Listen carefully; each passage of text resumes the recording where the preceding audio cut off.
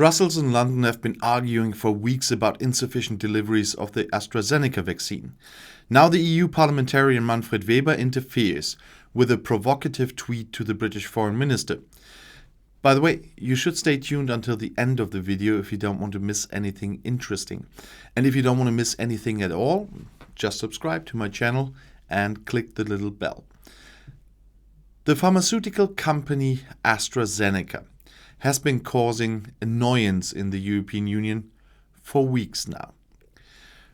From the point of view of the Commission and also the member states, the British-Swedish company supplies the EU with far less vaccine than promised. But other countries, such as the UK, are not.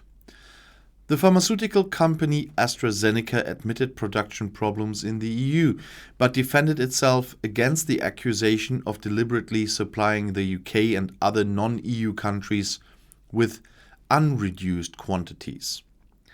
Now the leader of the Christian Democrats in the European Parliament, Manfred Weber from the German Christian Social Union, fires the vaccine dispute between Brussels and London with a tweet. In it, Weber attacks the British Foreign Minister Dominic Raab. Raab should stop teaching the European Union, wrote the CSU vice Weber on Twitter on Wednesday. Instead, he should disclose how much vaccine Britain has exported to Europe and other regions. In the past few months, 8 million BioNTech-Pfizer vaccinations went to the UK. Then Weber asks provocatively, how many vaccinations have you sent to Europe? Weber is reacting to the latest indignation from London. The EU country Italy last week banned the export of 250,000 doses of the AstraZeneca vaccine to Australia. This is the first time an EU country has implemented the export control mechanism that the EU Commission only set up at the end of January. The UK then criticized the EU for the delivery stop, even if it is not affected by delivery problems itself. In a further escalation of the vaccination dispute, the UK summoned the EU representative in London on Tuesday to protest statements by Council President Charles Michel.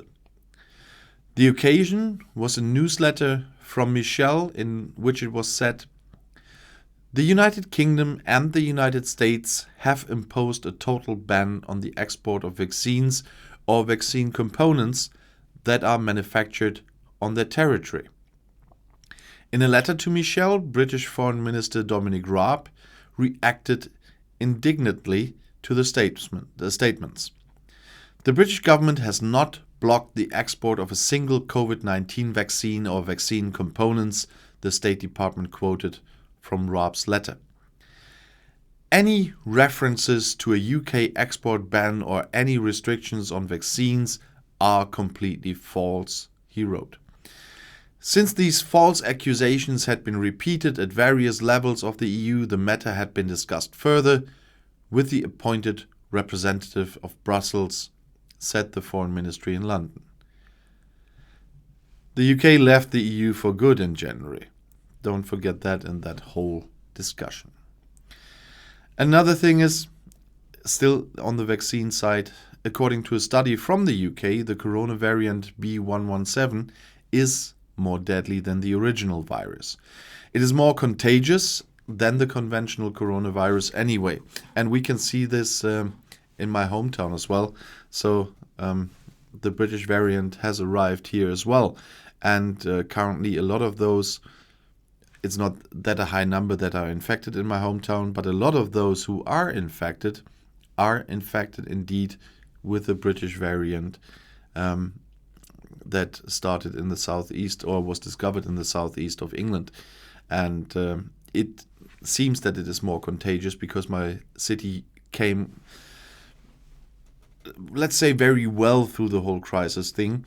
But now we had rising numbers, and in those cases they usually found the British variant. So it, from personal experience here, I can say that it really looks like, it's not scientifically based, but it really looks like that it is more contagious because our numbers are as bad as they are not for quite some time.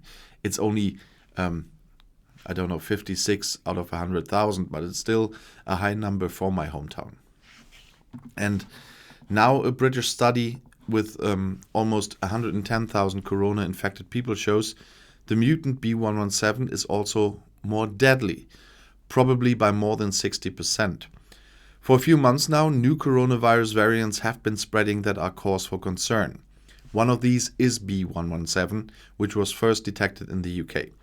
Since the end of December, it has been responsible for a large part of the new corona infections in the country, as I said here as well.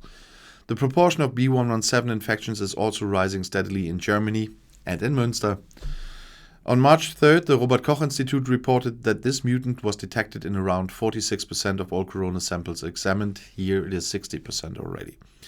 At first, B117 arouses concerns because this virus variant is obviously more contagious and therefore more difficult to contain. Scientists could not immediately answer whether the course of the disease would also change. But now a large study provides clear evidence that the mutant is also more deadly. The team, led by Robert Challen from the University of Exeter, compared the data of almost 110,000 people for the study published in the journal BMJ. All of them had a coronavirus infection between October 2020 and January 2021, which was confirmed by PCR test. The participants were at least 30 years old and had received the diagnosis during so-called community testing. So they haven't already been to a hospital because they already had severe symptoms. The vast majority of the participants were younger than 60 years. Overall, it was a group with a comparatively low risk of dying from COVID-19 in the event of a coronavirus infection. PCR cannot clearly determine which virus mutant is present, but B117 gives a very characteristic signal there, which the team used as a basis to assign the patients accordingly. For their data analysis, the scientists formed pairs from the many corona-infected people, one of which was infected with B117 and the other with one of the conventional circulating coronavirus variants. Apart from that, they were as similar as possible in terms of age, socioeconomic status, time of illness, and place of residence. Because the corona pandemic in the UK during this time brought some clinics to the limit or beyond, the last 2 points were important. Because it can be assumed that in the particularly difficult weeks, many treatments could no longer run optimally. Almost 55,000 pairs were formed and compared in this way. Of those who struggled with the conventional SARS-CoV-2 variant, 2.4 out of 1,000 died within 4 weeks of the diagnosis. 4 of those who were infected with B117 in 1,000. According to the research group, the risk of dying as a result of the infection has risen by around 64%, or in a range from 32 to 104%. This study cannot answer how the risk for high-risk patients changes. Likewise, it cannot yet be said why the variant is not only more contagious, but also apparently increases the risk of a fatal cause. And more Brexit-y, Brexit drove a shift in Japanese firms out of the UK and toward continental Europe, a report shows. The number of Japanese firms based in the UK fell 12% between 2014 and 2019, from 1,084 to 951, with most of the drop occurring during the politically tumultuous period following the Brexit referendum in 2016. During the fiscal year 2018-19, the number of firms dropped 4%, according to Japanese Ministry of Foreign Affairs, data analyzed by Rudlin Consulting, with most of the impact falling on the financial services and manufacturing sectors. The UK drop is in contrast to a growing number of Japanese firms situating in the EU27. Between 2014 and 19, the number of firms in the Netherlands grew by 67%, according to the MOFA data. There were also increases in Germany, France, and Italy of 11%, 7%, and 53%, respectively, over the same period. The number of Japanese companies and their employees in the UK is starting to decline, said the report's author Pernil Rudlin, who spent decades at companies like Mitsubishi and Fujitsu and advises Japanese firms. Given that this is against the trend elsewhere in Europe, it is hard to avoid the conclusion that this is a reaction to Brexit. The UK decline is coming off a high base, with Britain hosting the second highest number of Japanese companies after Germany. Britain is home to the highest number of Japanese nationals in Europe, as well as the most employees of Japanese companies. The report will make uncomfortable reading for the UK government, which is hoping to use the freedoms afforded by Brexit to boost trade. It arrives ahead of a keynote address by Lord Gary Grimston, Trade Department Minister for Investment, and Japanese Ambassador to the UK, Hajime Hayashi, on Wednesday. They will speak at the launch of a new report by the business association Asia House, supported by the government of Japan.